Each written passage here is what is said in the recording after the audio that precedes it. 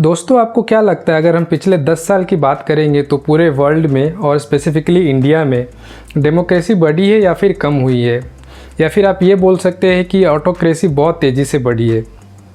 ज़रा आप इसे एक बार सोच कर देखिए। डेमोक्रेसी रिपोर्ट 2020 जो कि पब्लिश किया जाता है वीडेम द्वारा, जिसे हम वैराइटीज़ ऑफ डेमोक्रेसीज़ कहते हैं, इसके हिसाब से इंडिया ऑलमोस्ट अपने डेमोक्रेसी का स्टेटस लूज़ करने के कगार पे है। India has almost lost its status as a democracy. इस रिपोर्ट को बनाने के लिए पूरे वर्ल्ड से 3000 कंट्री एक्सपर्ट होते हैं, 170 country coordinator, 30 regional manager, 18 project manager, और ये सब लोग मिलकर total 28.4 lakh data point create करते हैं, जैसे कि आप एक सैम्पल साइज बोल सकते हैं। और ये सर्वे टोटल 178 कंट्रीज़ में किया जाता है। इसके बाद आप खुद ही अंदाज़ा लगा सकते हैं इस रिपोर्ट के ऑथेंटिसिटी के बारे में। वीडेम के डेमोक्रेसी रिपोर्ट को बहुत ही ऑथेंटिक माना जाता है। इस वीडियो को आप ज़रूर एंड तक देखिए। इस वीडियो से आपको दो चीज़ें पता चलेगी।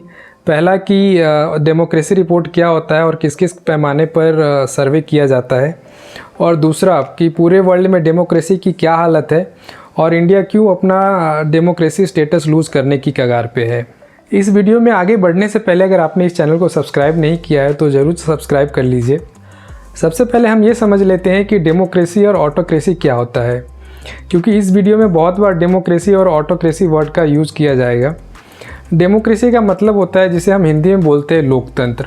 लोकतंत्र का ये मतलब होता है कि किसी भी कंट्री में जो सरकार चलाती है और जो प्रतिनिधि चुन के आती है वो जनता द्वारा चुन के जाती है। जैसे कि इंडिया में जो सरकार बनती है वो हमारे द्वारा चुन के जाती है, उन्हें हम वोट देकर उन्हें सत्ता में पहुंचाते हैं, तो इसे हम डेमोक्रेटिक कंट्री बोलते हैं।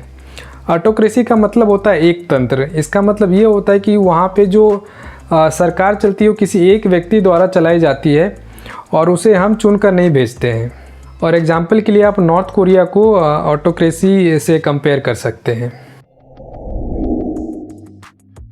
इस रिपोर्ट के हिसाब से पूरे वर्ल्ड में ऑटोक्रेसी बहुत ही तेज़ी से बढ़ रही है। अगर हम ग्लोबल शेयर ऑफ डेमोक्रेसी की बात करें तो 2009 में 54% of world population democratic regime के अंदर रहती थी। वही 2019 में ये घटकर हो गई 49%। तो आप देख सकते हैं कि डेमोक्रेटिक रिजीम भी धीरे धीरे कम होती जा रही है। 2019 में टोटल 26 कंट्रीज़ में डेमोक्रेसी का स्तर नीचे गिरा था। यही फिगर 2017 में केवल 18 कंट्रीज़ थी। सिर्फ 18 कंट्रीज़ में डेमोक्रेसी का स्तर नीचे आया था। तो आप देख सकते हैं कि डेमोक्रेसी की क्वालिटी भी नीचे गिरती जा रही है सिर्फ 2 साल के अंदर ही। इन कंट्रीज़ में ब्राज़ील, इंडिया, यूएसए, टर्की सबसे आगे है। वहीं दूसरी तरफ अगर हम बात करें तो वर्ल्ड पॉपुलेशन का केवल 6% पॉपुलेशन ऑटोक्रेटिक रिजीम में रहता था 2009 में। ये बढ़कर हो गई 2019 में 34%। तो ऑटोक्रेटिक रिजीम बहुत ही तेज़ी से बढ़ रहा है। सिर्फ 10 साल के अंदर ये 9% से 34% पे पहुंच गई है। पूरे वर्ल्ड में डेमोक्रेसी की मांग बहुत ही तेज़ी से बढ़ रही है। 2009 में 27% पॉपुलेशन डेमोक्रेसी की मांग कर रही थी। यही फिगर बढ़ के 2019 में 44% हो गई। तो आप देख सकते हैं कि कितनी तेज़ी से लोग डेमोक्रेसी व्यवस्था की तरफ जाना चाहते हैं। लोग सड़कों पे आके प्रदर्शन कर रहे हैं ताकि वो डेमोक्रेटिक रिजीम अपने कंट्री में ला सके। जहाँ पे ऑटोक्रेटिक है वहाँ पे वो लोग डेमोक्रेसी लाना चाहते हैं, और जिस कंट्री में ऑलरेडी डेमोक्रेसी है वहाँ पे वो डेमोक्रेसी की क्वालिटी को बचाना चाहते हैं, उसे नीचे गिरने के स्तर से रोकना चाहते हैं। लिबरल डेमोक्रेसी इंडेक्स बनाने के लिए इन बातों पर ध्यान दिया जाता है कि उस कंट्री में इलेक्शन की क्या क्वालिटी है, कितनी ट्रांसपेरेंसी के साथ वहाँ पे इलेक्शन कराया जाता है, वहाँ की मीडिया को कितना फ्रीडम ऑफ एक्सप्रेशन है, वहाँ पे रहने वाले लोगों को कितना फ्रीडम ऑफ एक्सप्रेशन दिया गया है। इन सभी बातों को ध्यान में रख के लिबरल डेमोक्रेसी इंडेक्स बनाया जाता है।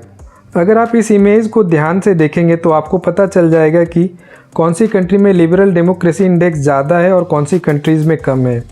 जितना ज़्यादा डार्क कलर उतना अच्छा लिबरल डेमोक्रेसी इंडेक्स, जितना लाइट कलर उतना कम लिबरल डेमोक्रेसी इंडेक्स।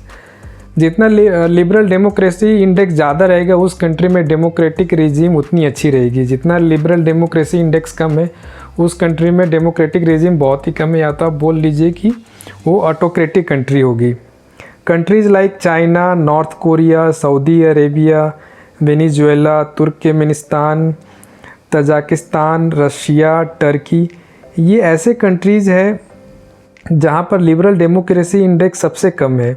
इसका ये मतलब है कि वहाँ पर इलेक्शन की क्वालिटी बहुत ही ख़राब है। इलेक्शन जो है बहुत ही बायस्ड होता है। वहाँ पे मीडिया को फ्रीडम ऑफ एक्सप्रेशन नहीं है। वहाँ पे रहने वाले लोगों को अभिव्यक्ति की आज़ादी नहीं दी गई है। अगर आप आवाज़ उठाना भी चाहें, जैसे कि चाइना जैसी कंट्री या फिर नॉर्थ कोरिया जैसी कंट्री, तो आपके आवाज़ को दबा दिया जाता है, या फिर आपने बहुत ही ज़्यादा कुछ एक्शन लिए तो आपको जेल में भी डाल दिया जाता है।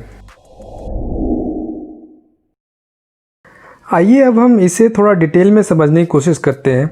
जैसा कि आप इस ग्राफ में देख पा रहे हैं कि इन 6 कंट्रीज़ को अलग अलग पैरामीटर पे मेजर किया गया है, जैसे कि free and fair election, CSO repression, media bias, freedom of academic and cultural expression, government media censorship effort. इन सभी ग्राफ में जो वर्टिकल लाइन दिखाया गया है, इसका मतलब ये है कि उस साल के बाद से क्वालिटी ऑफ इलेक्शन में गिरावट आई है।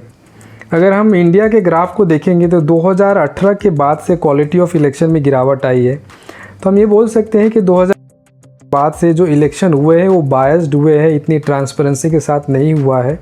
और बाकी दूसरे पैरामीटर में भी इंडिया में इसकी क्वालिटी नीचे गई है, जैसे कि मीडिया के सेंसरशिप के ऊपर, सिविल सोसाइटी के freedom of expression, CSO repression, इन सभी पैरामीटर पे इंडिया में रेटिंग जो नीचे जा रही है। 2009 के बाद से आप देख रहे हैं कि कंटिन्यूसली ये नीचे की तरफ ही जा रही है। आइए अब हम ये देखते हैं कि पॉपुलेशन साइज़ के हिसाब से कौन सी कंट्री जो है वो सबसे ज़्यादा डेमोक्रेटिक है। जैसा कि आप इस इमेज में देख पा रहे हैं कि इंडिया जो है पॉपुलेशन साइज़ के हिसाब से सबसे ज़्यादा है और ये सबसे ज़्यादा ऑटोक्रेटिक कंट्री बनती जा रही है। उसके बाद यूनाइटेड स्टेट ऑफ अमेरिका है, फिर उसके बाद आती है ब्राज़ील और बांग्लादेश। तो ये सब कंट्रीज ऐसी है जहाँ पर कि ऑटोक्रेसी तेज़ी से बढ़ रही है। ऑलमोस्ट 35% ऑफ वर्ल्ड पॉपुलेशन, जो कि होती है अराउंड 2.6 बिलियन, वो ऑटोक्रेटाइजिंग नेशन में रहती है। और सिर्फ 8% ऑफ वर्ल्ड पॉपुलेशन ही ऐसी हैं जो कि ऐसी डेमोक्रेटिक रिजीम में रहती है, वहाँ पे डेमोक्रेटिक व्यवस्था है जो कि सुधर रही है। 2014 में टर्की ने अपने डेमोक्रेसी स्टेटस को खो दिया था और उसके बाद से इसकी हालत और भी ख़राब होती जा रही है और वहाँ पे ऑटोक्रेटिक रिजीम बहुत ही तेज़ी से बढ़ रही है। अगर हम पूरे 178 कंट्रीज़ की बात करें तो टर्की नीचे से 20% कंट्रीज़ में आती है। आइए अब हम ये देखते हैं कि ऐसी कौन कौन सी कंट्रीज़ है जहाँ पे लिबरल डेमोक्रेसी इंडेक्स जो है बढ़ी है। जैसा कि आप इस वर्ल्ड मैप में देख पा रहे हैं, इसे ग्रीन एरो और रेड एरो से दिखाया गया है। जहाँ पर ग्रीन एरो दिखाया गया है वहाँ पर डेमोक्रेसी रिजीम जो है अच्छी हो रही है, वहाँ का लिबरल डेमोक्रेसी इंडेक्स बढ़ रहा है। जितना एरो का थिकनेस ज़्यादा है वहाँ पे उतनी तेज़ी से लिबरल डेमोक्रेसी इंडेक्स बढ़ रही है। वहीं दूसरी तरफ जहाँ पे रेड एरो से दिखाया गया है वहाँ पे लिबरल डेमोक्रेसी इंडेक्स कम हो रही है और एरो का थिकनेस जितना ज़्यादा है उतनी तेज़ी से वहाँ पे लिबरल डेमोक्रेसी इंडेक्स कम हो रही है।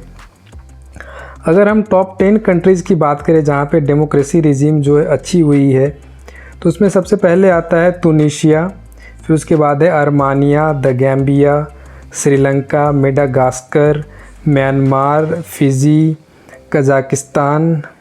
ये कंट्रीज़ इतनी छोटी है कि इनका टोटल पॉपुलेशन वर्ल्ड के पॉपुलेशन के कंपेयर में बहुत ही कम है। इनका जो इम्पैक्ट है वर्ल्ड के इकोनॉमी में बहुत ही कम आता है। इवन दो यहाँ पे डेमोक्रेटिक रिजीम जो है वो सुधर रही है, बट फिर भी ये ग्लोबल इकोनॉमी पे इतना ज़्यादा इम्पैक्ट नहीं डाल पाती है।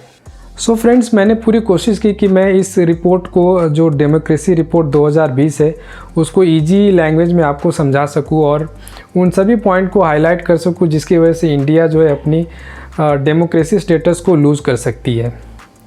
आई होप फ्रेंड्स आपको ये वीडियो पसंद आया होगा। इस वीडियो को आप अपने फ्रेंड के साथ ज़रूर शेयर करें, इस वीडियो को लाइक करें, इस चैनल को सब्सक्राइब करें। मिलते हैं अगले वीडियो में एक नए टॉपिक पे, एक नए कॉन्सेप्ट के साथ। धन्यवाद।